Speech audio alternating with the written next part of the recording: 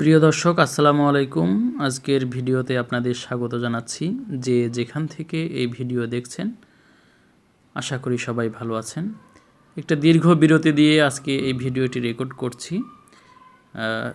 মাঝখানে ভিডিও দিতে না পারার কারণে আমি আন্তরিকভাবে দুঃখিত। আপনারা এই খবরের যে শিরোনামটি স্ক্রিনে দেখতে পাচ্ছেন তাতে বলা হচ্ছে দ্রুত সময়ের মধ্যে পরিস্থিতি বুঝে প্রত্যাহার হবে ফ্লোর প্রাইস। কথাটি বলেছে Bangladesh securities and exchange commission. আপনারা ইতিমধ্যেই হয়তো খবরে লক্ষ্য করেছেন যে গত বৃহস্পতিবার 4 জানুয়ারি বিকেলে রাজধানীর আগারগাঁওয়ে সিকিউরিটিজ কমিশন ভবনের মাল্টিপারপাস হলে ডিএসি brokers association of Bangladesh DBA এবং বাংলাদেশ মার্চেন্ট ব্যাংকার্স অ্যাসোসিয়েশনের পরিচালনা পর্ষদের সঙ্গে এক মত বিনিময় সভা অনুষ্ঠিত হয়। সভায় সভাপতিত্ব করেন বাংলাদেশ সিকিউরিটিজ অ্যান্ড এক্সচেঞ্জ কমিশনের চেয়ারম্যান অধ্যাপক শিবলি রুবাইয়াতুল ইসলাম। যাই হোক, এই সভা যে হয়েছে, সভায় যারা সংশ্লিষ্ট ছিলেন, উপস্থিত ছিলেন, তারা সবাই বেশিরভাগই ফ্লোর প্রাইস প্রত্যাহারের বিষয়ে মতামত দিয়েছেন। নিউজে বলা হয়েছে যে সবাই ফ্লোর প্রাইস প্রত্যাহারের বিষয়ে মতামত দিয়েছেন। তবে ঠিক কোন পদ্ধতিতে ফ্লোর প্রাইস প্রত্যাহার হবে সেই বিষয়ে কমিশন এখনও কোনো চূড়ান্ত দিক নির্দেশনা দেয়নি। তবে জাতীয় সংসদ নির্বাচনের পরে দ্রুততম সময়ের মধ্যে এই পুঁজিবাজারের যে ফ্লোর প্রাইস বেঁধে দেওয়া আছে সেটা প্রত্যাহার করে নেওয়া হবে বলে এটা জানানো হয়েছে।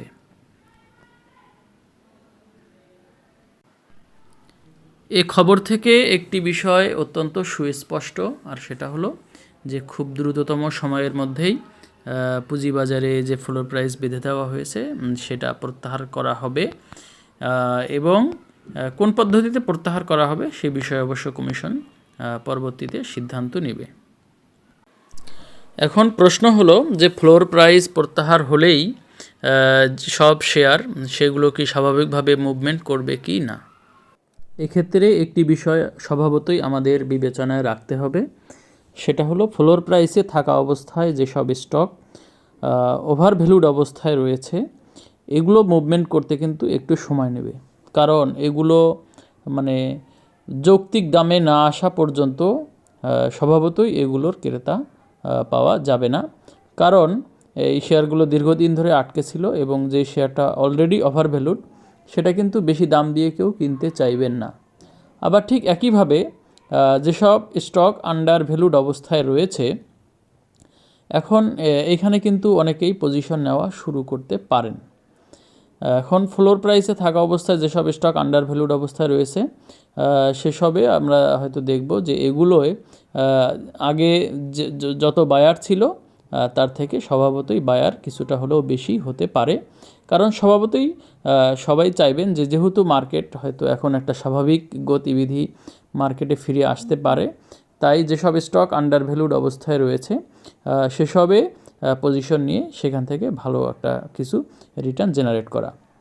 এখন এখানে আরেকটা বিষয় আমাদেরকে ভুলে গেলে চলবে না, সেটা হলো যে সার্বিকভাবে আমাদের দেশের ইকোনমির যে অবস্থা আমরা সবাই জানি যে মানি মার্কেটে এখানে লিকুইডিটি ক্রাইসিস রয়েছে। আমরা কিছুদিন আগে যে ডিসেম্বর ক্লোজিং হলো এখানে আমরা দেখেছি পত্রপত্রিকায় অনেক নিউজ এসেছে, অনেক ব্যাংক তাদের যে বিধিবদ্ধ যে মানে ক্যাশ রিকোয়ারমেন্ট সেটা কিন্তু অনেকেই মেনটেন করতে গিয়ে বাংলাদেশ ব্যাংকের দ্বারস্থ হয়েছে। এখন এ থেকে বোঝা যায় যে ব্যাংকগুলোয় লিকুইডিটি ক্রাইসিস রয়েছে এবং আমরা বেশ কিছুদিন ধরে এ ধরনের নিউজ কিন্তু পত্রপত্রিকায় খেয়াল করেছি। এখন এই কারণে আরেকটা বিষয় যেটা হয়েছে সেটা হলো যে মানে ইন্টারেস্ট রেট কল মানি মার্কেটে এটা কিন্তু একটা রেকর্ড পরিমাণ হাই কিন্তু আমরা ইন্টারেস্ট রেট দেখতে পেয়েছি। ঠিক একইভাবে ব্যাঙ্কগুলোয় যদি আপনি যান আপনি দেখবেন যে অনেক হাই রেটে ব্যাঙ্কগুলো কিন্তু এখন ডিপোজিট কালেকশন করছে।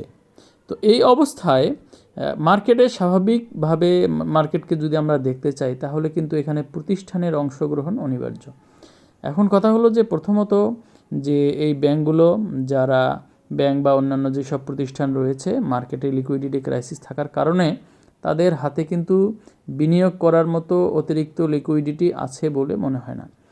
এই অবস্থায় তারা স্বভাবতই পুঁজিবাজারে বিনিয়োগে অংশগ্রহণ করবে কি না এটাও কিন্তু একটা মানে প্রশ্ন সাপেক্ষ ব্যাপার।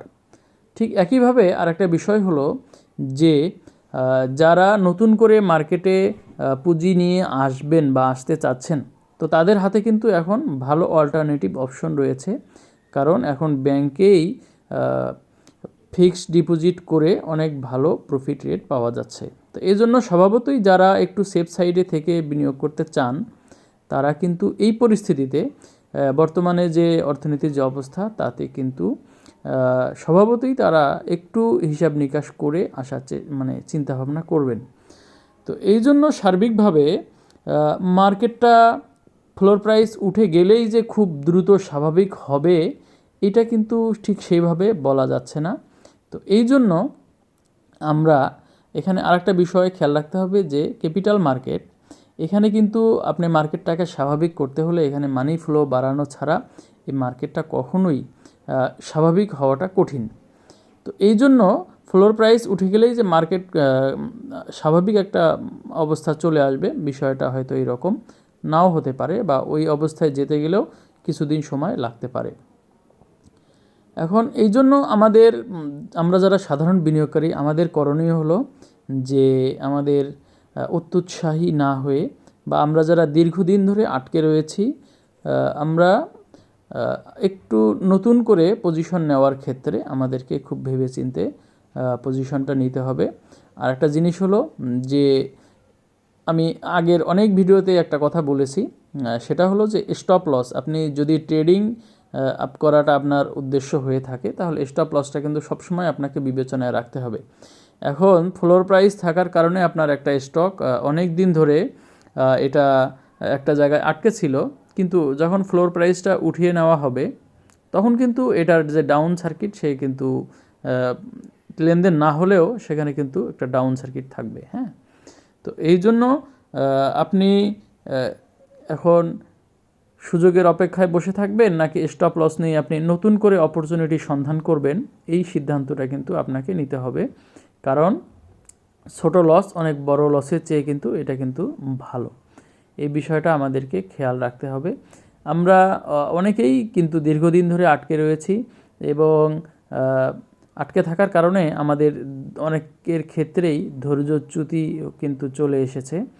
তো কিন্তু কথা হলো যে ফ্লোর প্রাইসটা তুলে নেওয়া হলে তখন কিন্তু আমাদের জন্য একটা নতুন একটা অপরচুনিটি আসবে, যে হ্যাঁ ঠিক আছে, লোকসান হলেও সেই লোকসানটা মেনে নিয়ে আমরা কিন্তু আমাদের ক্যাশটাকে ফ্রি করতে পারবো, এবং সেখান থেকে নতুন অপরচুনিটি আমরা সন্ধান করতে পারবো।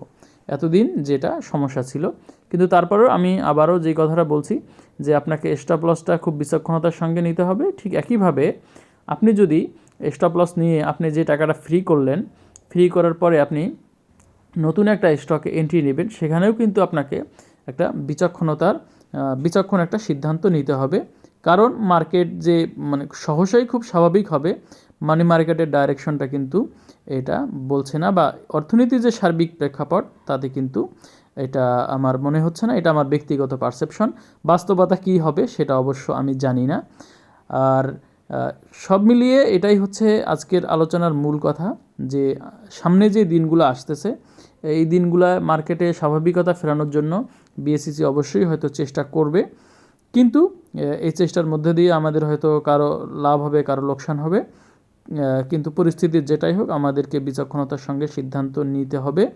এবং দিন শেষে আমাদেরকে একটা কথা মনে রাখতে হবে, সেটা হলো যে আমাদের পুঁজি আমাদেরকেই সুরক্ষা করতে হবে। এখানে পুঁজিবাজারে লাভ হলেও সেটা আমাদের, লোকসান হলেও সেটা আমাদের। এই জন্য আমাদেরকে সর্বদা বিচক্ষণতার সঙ্গে সিদ্ধান্ত নিতে হবে, চোখ কান খোলা রেখে। তো এই ছিল আজকের আলোচনা। আশা করি আলোচনাটি আপনাদের ভালো লেগেছে। যদি ভালো লেগে থাকে লাইক, কমেন্ট এবং শেয়ার করবেন। আর চ্যানেলে নতুন হয়ে থাকলে চ্যানেলটি সাবস্ক্রাইব করে আমাদের সঙ্গেই থাকবেন। আশা করি আবার কথা হবে পরের ভিডিওতে, সেটি দেখার আমন্ত্রণ জানিয়ে আজকের মতো এখানেই শেষ করছি। আল্লাহ হাফেজ।